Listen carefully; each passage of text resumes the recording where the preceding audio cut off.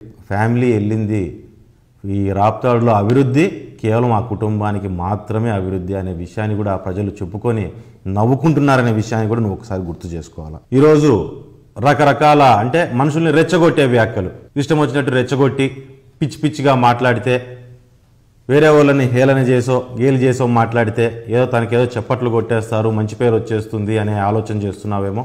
ఒక విషయాన్ని నువ్వు గుర్తుపెట్టుకో, ఆ పద్ధతిలో పోతే ఈ రాప్తాడు ప్రజలు చీకొడతారు. ఆ విషయాన్ని నువ్వు గుర్తుపెట్టుకోవాలి. ఈరోజు ఏదో నన్ను చాలా ధైర్యవంతుని, నేను నా ధైర్యానికి ఒప్పుకొని ఏదో ప్రెసిడెంట్ మెడల్ నాకు ఇచ్చేటట్లున్నారు అనే టైప్లో నువ్వు మాట్లాడుతున్నావు. ఆయన ఒక విషయం గుర్తుపెట్టుకోవాలి, ఏంటంటే ఈ కుటుంబ చరిత్ర ఏంటి అనేది ఒకసారి తెలుసుకోవాలా. దాని గురించి కూడా ఏదో హేళనగా అవహేళనగా మాట్లాడేదో పుట్టకోసి చరిత్ర అంటున్నాడు. నా చరిత్ర ఏందో నేను చెప్తాను, ఒకసారి నువ్వు గుర్తుపెట్టుకో ప్రకాష్. ప్రజా ఉద్యమాల్లో ప్రజల కోసం నా కుటుంబం నుంచి మా తాత, మా చిన్న తాత, మా చిన్నాయన, మా నాన్న, ఇంతమంది నలుగురు నాలుగు ప్రాణాలు పోగొట్టుకొని ప్రజల కోసం పోరాటం చేసిన కుటుంబం నాది. మరి దాంతోపాటు ప్రజలు ఆ రోజు నుంచి మాకు ధైర్యం ఇస్తూ, మా నాన్న చనిపోయిన తర్వాత నీకు గుర్తుండాలి, బై ఎలక్షన్స్లో దగ్గర 6 మందిని పోలీస్ కాల్పుల్లో చనిపోతే 6 మంది అసువులు బార్చి ఆ నామినేషన్ని ముందుకు పంపించి మా అమ్మతో నామినేషన్ వేయించి చేసింది. ఆ ధైర్యం ఏంటనేది, ఎంత ధైర్యం ఉంటే ఆ పని వరకు మేము వెళ్ళామన్నది నువ్వు కూడా ఆలోచన చేసుకోవాలా.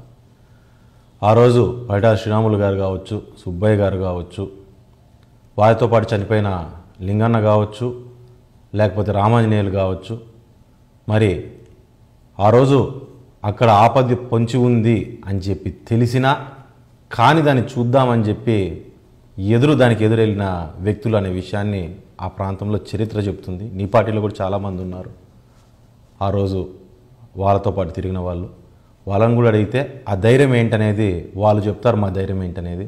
మరి దాంతోపాటు పరిటాల హరీంద్ర గారితో కూడా ఆ రోజు పనిచేసిన వాళ్ళు చాలామంది, పార్టీలో వాళ్ళు కావచ్చు, ఆ చుట్టుపక్కల వాళ్ళు కావచ్చు, నీతో పాటు నీకు తెలిసే ఉంటారు. వాస్తవంగా మా మిత్రులే కాదు, మా శత్రువులను అడిగినా చెప్తారు ఆ ధైర్యం అంటే ఏ రకంగా ఉంటుందనేది. వెళ్తే ఎన్కౌంటర్ చేస్తారని చెప్పి తెలిసినా అక్కడికి వెళ్ళిన వ్యక్తి పరిటాల హరీంద్ర అనే విషయం గుర్తుపెట్టుకోవాలి. గవర్నమెంట్ మారినాక వరుసగా 40 మందిని చంపితే కూడా బయటికి పోతే చంపుతారు, ఊరు వదిలి వెళ్ళిపో అంటే కూడా ఉంటే ఉంటాను, సస్తాను, ఊరు వదిలి పిరికోలాగా నేను వెళ్ళను అని చెప్పి నిలబడి ప్రాణార్పించిన మా నాన్న గురించి శత్రువుని అడిగినా చెప్తాడు, మిత్రుని అడిగినా చెప్తారు. ఈ విషయాలని నువ్వు బాగా గుర్తుపెట్టుకో.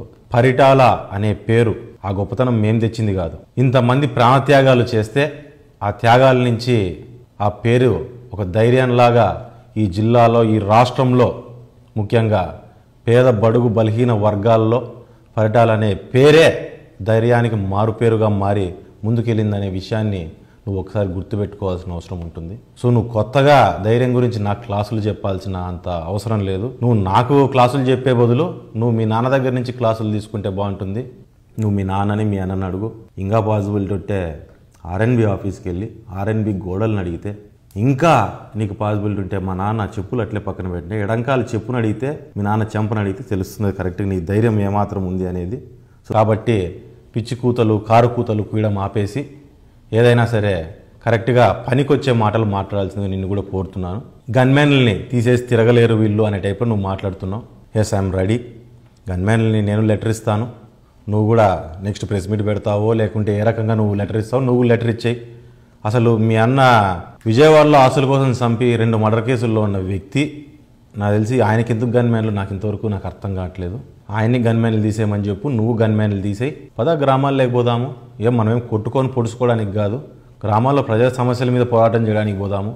ప్రజల సమస్యల మీద పోరాటం చేయడానికి గన్మ్యాన్లు ఎందుకు? ఫస్ట్ నువ్వు రివోక్ చేసి పక్కన పారేసే గన్మ్యాన్లని నేను కూడా పక్కన పెట్టేస్తా. మా కార్యకర్తల్ని కూడా అండ్ సోషల్ మీడియా వర్కర్స్ని, చాలామందిని, సోషల్ మీడియాలో పనిచేస్తున్న వాళ్ళని, సోషల్ మీడియా పెడుతున్న వాళ్ళని ఈరోజు ఒక విషయం నువ్వు గుర్తుపెట్టుకోవాలి. ఎవరు వీళ్ళంతా సోషల్ మీడియాలో మెసేజ్లు పెడుతున్న వాళ్ళు ఎవరు, వీడియోలు పెడుతున్న వాళ్ళు ఎవరు, అసలు వాళ్ళు ఎందుకు పెడుతున్నారనే విషయం నువ్వు ఒకసారి అర్థం చేసుకుంటే, ఈ నియోజకవర్గంలో జరిగిన అవినీతి, ముఖ్యంగా జాకీ ఏ రకంగా అయితే తీసేసావో అక్కడ జాకీ ఉపయోగపడే నిరుద్యోగ యువత కావచ్చు, నువ్వు టమోటా మండీలో డబ్బులు వసూలు చేస్తున్నావే అక్కడ ఉండే రైతులు కావచ్చు, నువ్వు 10,000 వసూలు చేసావే డైరీ అని చెప్పి 3 ఏళ్ళు నీ దగ్గర పెట్టుకుని వడ్డీ లేకోకుండా వెనకలు కొడతానంటున్నావే అక్కడ దానికి అతిగతి లేకోకుండా అక్కడ ఉన్న మహిళలు కావచ్చు, ఇట్లాంటి వాళ్ళు నీ మీద సోషల్ మీడియాలో బయటకు పెడతా అంటే ఎవరు ఇది కాదు, నువ్వు చేసిన అన్యాయాల్ని వాళ్ళు ఇబ్బందులు పడి దాన్ని ఇది తప్పు అని చెప్పి ప్రశ్నిస్తున్న వాళ్ళని కొడతా, తంతా, సంపుతా అంటూ నువ్వు విచ్చలవిడిగా మాట్లాడడం అనేది